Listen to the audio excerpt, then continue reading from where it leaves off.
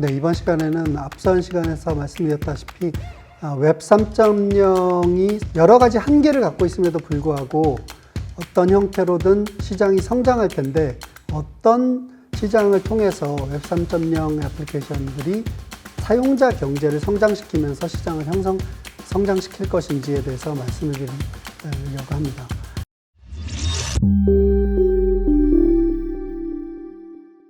우리가 블록체인에 대해서 비트코인은 신기술이 아니다.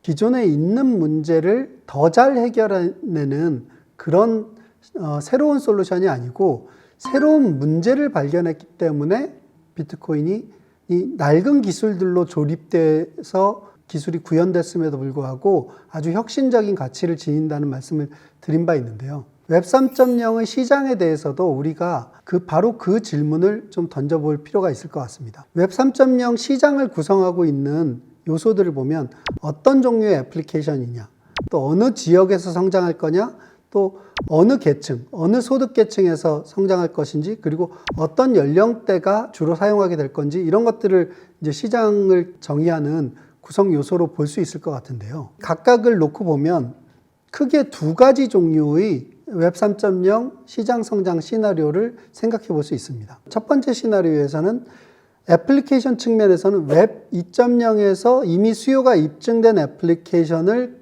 근간으로 해서 성장을 하면서 어떤 지역이냐, 지불 능력이 있는 선진국 시장에서 성장하는 것을 볼 수 있죠. 그리고 일반적으로 온라인 서비스들이 웹 2.0에서도 그랬지만 어느 소득 그룹에서 성장하느냐면 중하위 그룹에서 많이 성장을 하게 돼 있고요. 연령 그룹으로 보면 젊은 연령층, 젊다라고 했을 때 저희가 한 10대에서 50대 정도까지를 말씀드리는데, 이런 웹 2.0 시장의 진화판으로서 웹 3.0 시장이 성장할 거라고 보는 시나리오가 하나 있을 수 있습니다. 이런 시각은 크립토 산업의 성장에서 투자자 경제는 바로 이런 형태로 성장을 한 것이 맞죠. 투자자 경제는 투자자산 시장이라고 하는 애플리케이션, 이거는 수요가 이미 입증된 거죠. 투자 수익을 낼 수 있는 애플리케이션이라고 투자자 경제 안에서는 투자자들이 본 것이고요. 지불 능력이 있는 선진국 시장, 당연히 투자 능력이 있는 사람들이 들어왔기 때문에 투자자 경제가 성장하던 단계에서는 바로 이 시장을 통해서 크립토 산업의 시장이 성장해 왔습니다. 근데 또 다른 하나의 성장 시나리오를 살펴본다면 이런 형태의 성장이 가능한데요. 웹 2.0에서 구현이 어렵거나 공급자들이 관심을 두지 않았던 애플리케이션 영역. 어떤 지역이냐? 비용 절감이나 소득 증대의 니즈가 강한 저개발국 시장을 기초로 해서 중하위 소득 그룹에서 젊은 연령층들이 대거 사용하면서 성장하는 웹 3.0의 고유한 시장이 탄생되는 시나리오입니다. 이 시나리오는 사실은 비트코인이 만들어낸 국가 간 송금이라고 하는 시장, 또는 엑시 인피니티라고 하는 P2E 게임이 만들어낸 저개발국에서 성장해가지고 선진국 유저들이 진입했던 그런 케이스를 보았을 때는 매우 성공 사례가 있는 시장의 탄생 메커니즘이라고 볼 수 있는데요. 제가 왜 시장 성장 시나리오를 1번과 2번으로 나누었냐면, 지금 현재 많은 웹 3.0 애플리케이션들이 어떤 시나리오를 가지고 웹 3.0의 시장이 열릴 거라고 생각들을 많이 하시냐면, 시나리오 1번을 통해서 이 시장이 성장할 거라고 많이들 생각하시는 거죠. 게임이나 SNS나 영상이나 이런 것들이 당연히 선진국 시장에서 이미 수요가 검증된 애플리케이션 중심으로 하는 성장에서 스포트라이트를 받고 있는 시장이기 때문에 많은 서비스 공급자들이 여기에 자기들이 웹 2.0에서 제공하던 서비스에 토큰 이코노미를 붙여서 웹 3.0 경제를 열 수 있을 거야. 거기서 새로운 BM을 구축하고 산업의 혁신을 이룰 수 있을 거라고 기대하는 경향이 있습니다. 그런데 실제 웹 3.0의 사용자 경제 성장의 성공 사례들을 보면 사실 시나리오 1번이 아니라 시나리오 2번에 의한 성공 사례들은 있어도 시나리오 1번에 의한 성공 사례들이 거의 찾아보기 어렵다라는 것을 우리가 생각해 보시면 과연 우리가 웹 3.0의 시장 성장이라고 하는 측면, 사용자 경제의 성장이라고 하는 측면의 전략을 어떻게 잡아야 할 건지 다시 생각해 볼 필요가 있는데요. 시나리오 2번의 성장 경로를 타겟팅한 웹 3.0 애플리케이션 공급자들이 있습니다. 이들은 어떤 곳들이냐면 게임 산업을 기준으로 놓고 보면 작은 스튜디오인데 웹 3.0 게임이라고 하는 새로 열리는 시장에서 퍼블리셔로 성장해보고 싶은, 즉 웹 3.0 게임은 아직 그 퍼블리싱 방법론이나 노하우나 이런 것들이 검증된 노하우나 방법론이 없다라고 하는 것을 자신이 성장할 수 있는 기회로 보고, 이미 선진국 시장에서는 어마어마한 광고비와 마케팅 비용을 사용해야만 성장할 수 있다라고 하는 공식이 이미 만들어져 있기 때문에 작은 스튜디오는 여기는 도전해보기가 쉽지 않지만 좀 오가닉한 성장, 사용자들이 사부작사부작 늘어나면서 사용자 경제가 커지고 그걸 통해서 웹 3.0 게임 시장에서 큰 프로젝트가 될 수 있는 가능성이 있는 그런 성장 경로를 노리고 있는 웹 3.0 게임 스튜디오들이 있다는 거죠. 그렇기 때문에 이 성장 시나리오, 시장 성장 시나리오 1번과 2번 사이에 누가 성과를 낼 것이냐가 지금 웹 3.0 애플리케이션 생태계, 사용자 경제의 성장이 어디서 일어날 건지를 지금 테스트하고 있는 과정이라고 생각하시면 될 것 같고요. 그런 점에서 저는 이것의 실현 가능성에 대해서 좀 비교를 해볼 필요가 있다고 봅니다.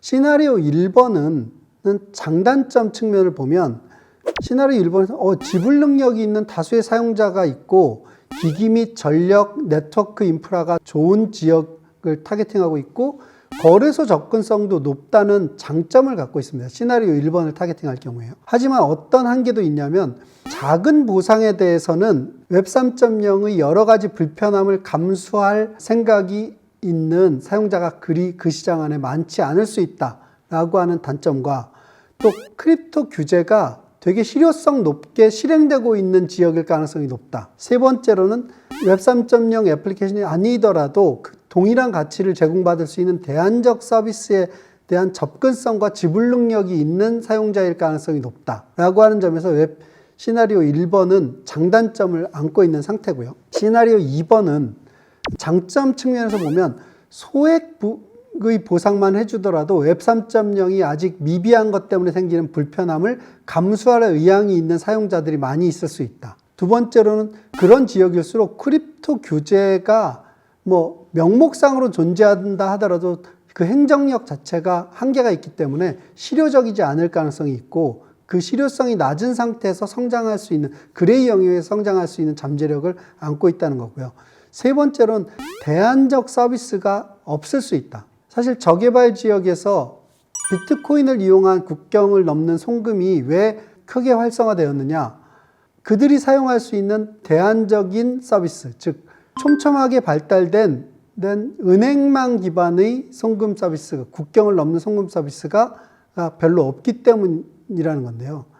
특히나 이주 노동자가 본국으로 송금할 때 이주 노동자들은 뭘 사용하기 어려우냐 하면 자기가 뱅크 어카운트를 사용하기 어렵기 때문에 그 대안적인 경로를 사용하지 않으면 막 30%, 40% 이런 송금 수수료를 부담해야 되는 큰 비용적인 부담을 비트코인 송금이 크게 낮춰준다는 점에서 이게 대안적 서비스, 비트코인 송금을 대체할 수 있는 서비스가 없는 거나 마찬가지인 그런 상황이라는 장점을 시나리오 2번은 갖고 있고요. 또 단점은 지불 능력이 그리 크지 않기 때문에 여기에서 돈을 주고 막 토큰을 사거나 NFT를 많이 사거나 이런 활동들을, 이런 기여들을 기대하기는 쉽지 않다.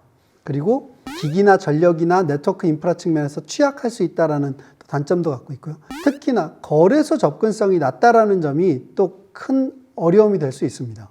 이 거래소 접근성이 낮으면 보상으로 받은 토큰을 현금으로 바꿔서 보상을 실현하는데 여러 가지 한계를 안고 있다는 것인데요.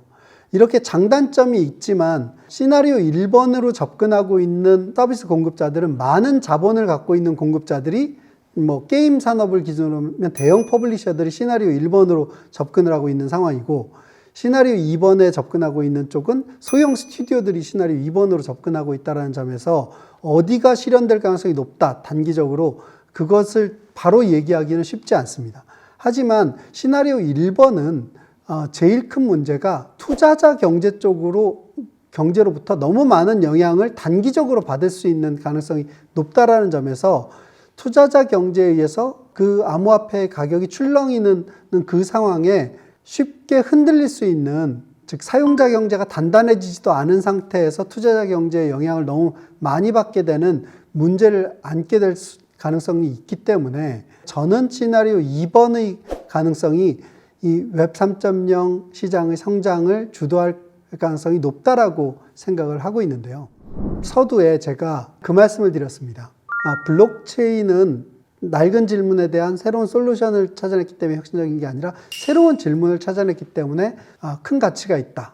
이 말을 그대로 웹 3.0에 대해서도 우리가 한번 생각해 볼 필요가 있을 것 같습니다. 웹 3.0이 기존에 발달되어 있는 산업에서 추가적인 부가가치를 조금 더 만들기 위해서 사용하는 게 정말로 웹 3.0을 사용하면서 감수해야 되는 불편함을 뛰어넘는 어떤 부가가치를 만드는 데 용이할 것이냐, 아니면 지금까지는 시장 내에서 포착하고 있지 못했던 니즈와 그런 시장 섹터를 산업화하는 데 새로운 문제 설정, 새로운 경제적 문제 설정을 통해서 웹 3.0 애플리케이션으로 그것을 하나의 경제 시스템으로 만들어낼 때 창출되는 가치에 의해서 이루어지는 그런 혁신에 웹 3.0 애플리케이션이 더 적합할 것이냐, 저는 좀 후자라고 보고 있고요. 그렇다고 해서 전자가 전혀 쓸모가 없을 것이냐, 그렇다고 생각하지는 않지만 우리가 지금껏 어찌 보면 대규모 자본이 관심을 갖고 있지 않았던 애플리케이션, 또 선진국 시장의 유저들한테는 필요 없었던 애플리케이션, 하지만 저개발국 시장에서는 너무나 절실한 그런 종류의 애플리케이션을 웹 3.0 애플리케이션 공급자들이 기획을 하고 그것을 발견해내는데 노력을 하고 그 문제를 찾아내는데 노력을 하게 된다면 저는 웹 3.0 애플리케이션들이 성장해서 사용자 경제가 튼튼히 성장하고 투자자 경제와 공급자 경제가 결합되어 있는 웹 3.0의 비전이 잘 실현될 수 있지 않을까 생각합니다. 오늘 강의는 이것으로 마치도록 하겠습니다. 감사합니다.